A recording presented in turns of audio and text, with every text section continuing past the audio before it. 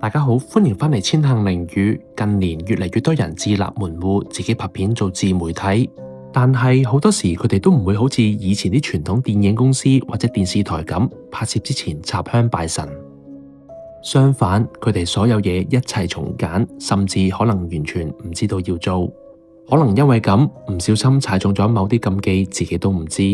今集就係想同大家分享一個發生喺網台攝製隊身上嘅靈異故事。事不宜遲，故事馬上開始。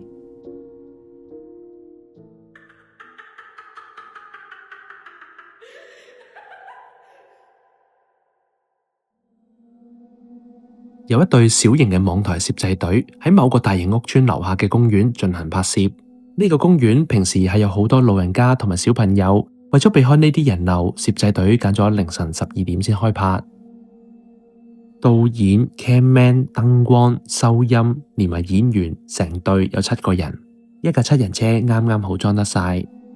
雖然係凌晨12點，但係對於拍開片嘅大家已經習以為常，甚至係屬於佢哋精神狀態嘅最高峰嘅時段。拍攝去到中段嘅時候，一切都非常順利。佢哋其中一個女演員叫 Nana， 佢平時嘅演技好好，對白背得好熟，鏡頭感亦都好強。平時拍嘢基本上2-3個 take 就可以搞掂，係全隊人最令人放心嘅一個演員。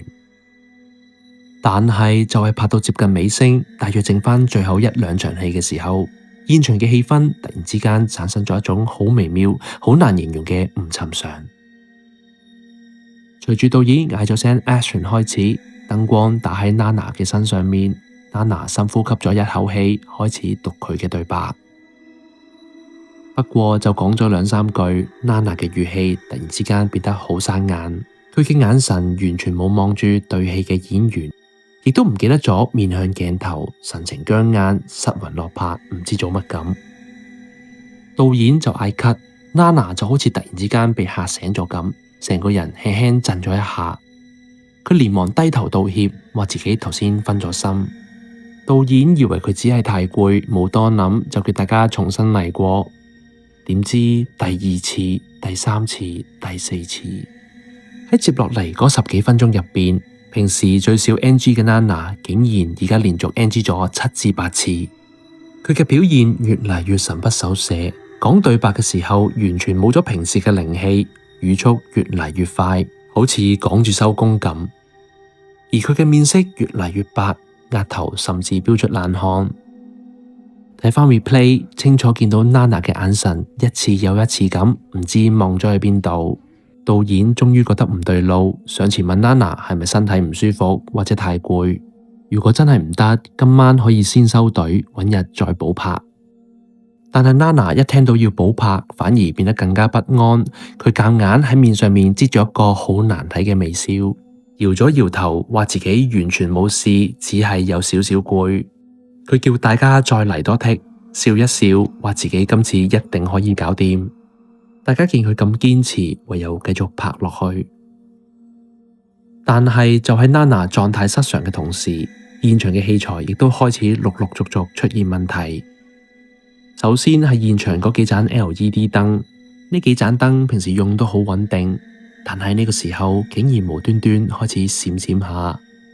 燈光師檢查咗電源同埋電線，發現一切正常，但係只要一 roll 機拍嘢，啲燈就會忽明忽暗，搞到導演同埋 camman 都嘈嘈地。不過最燥嘅係收音師，收音師戴住專業嘅耳機，表情變得越嚟越難睇。佢除低個耳機，好唔耐煩咁發脾氣，話耳機入邊一直聽到一陣陣好低沉、好密嘅雜聲，同埋錄到其他人講嘢。佢抬高個頭望一望周圍，10幾棟幾十層高嘅大廈，覺得可能係啲街坊太大聲講嘢，又或者係公園嘅另一邊有人散步傾緊偈，而且現場又特別靜，所以錄到遠處有人講嘢都唔出奇。收音師無奈之下，唯有話唔理咁多，照拍咗先。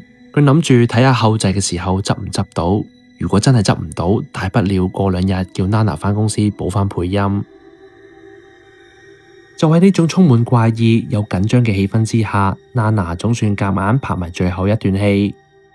當導演終於嗌出 cut 可以收隊嘅嗰一刻，現場所有工作人員不約而同咁樣呼咗一大啖氣，大家以最快嘅速度收拾器材，將一箱箱嘅燈光、腳架同埋攝影機搬上車，迫不及待咁樣想離開呢個令人坐立不安嘅屋邨。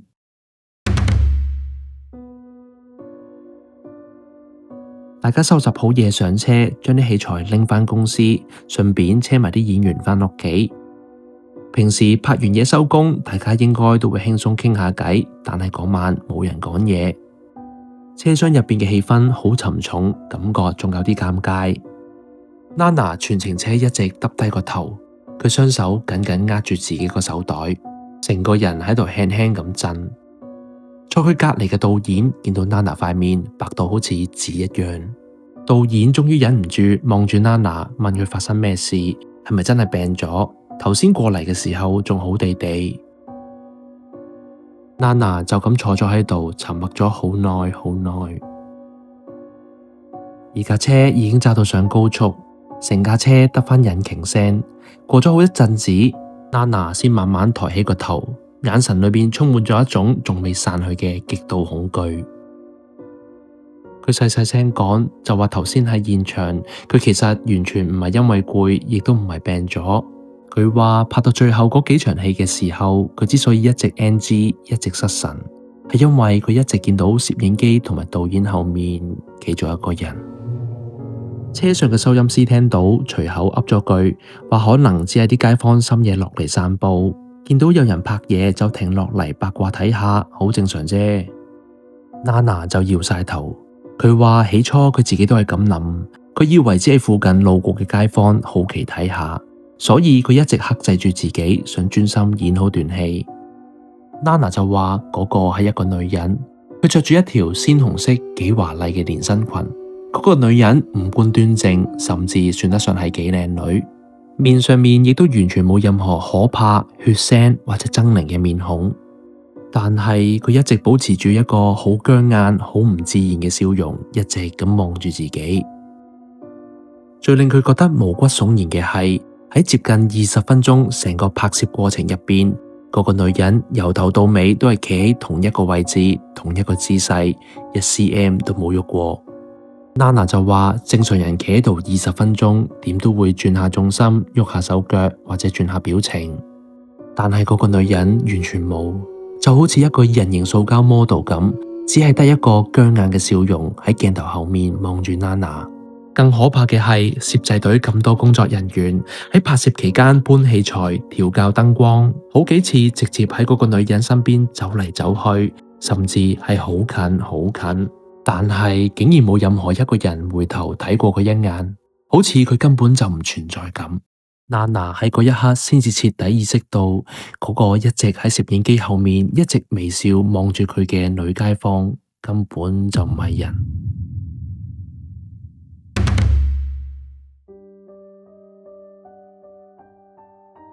聽完 Nana 呢番說話，成架車入邊瞬間靜晒，冇人敢出聲。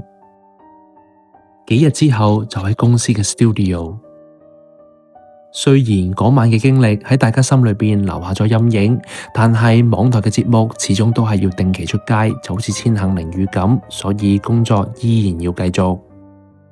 收音師同埋剪接師兩個人坐喺電腦嘅 mon 前面，戴住耳機，開始處理嗰晚喺屋邨公園錄返嚟嘅素材。其他段落都冇乜太大問題，基本上都可以將啲雜音清走，唔影響收聽。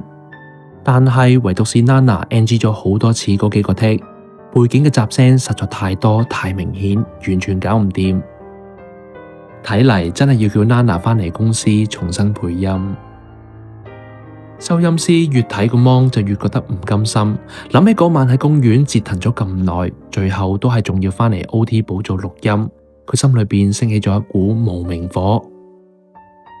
佢覺得嗰一晚肯定係屋邨樓上某啲無聊嘅街坊故意喺窗邊或者附近發出聲音騷擾，先至搞到條聲壞成咁。為咗證實自己嘅猜想，亦都為咗聽清楚到底係邊個三更半夜咁冇公德心，收音師咬牙切齒咁樣拉大咗條聲軌，開到最大聲。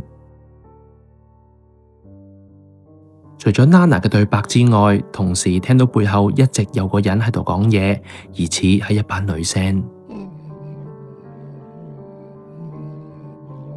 而去到其中一段 Nana 對白同對白中間冇人講嘢嘅空白部分，突然之間傳出咗一陣好輕微嘅人聲。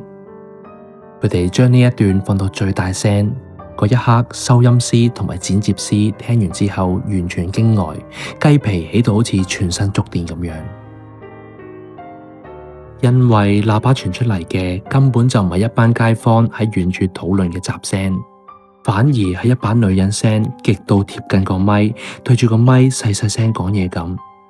嗰班女人聲聽落去好輕好溫柔，但係帶住一絲令人全身發冷、毛骨悚然嘅語氣。其實我都想返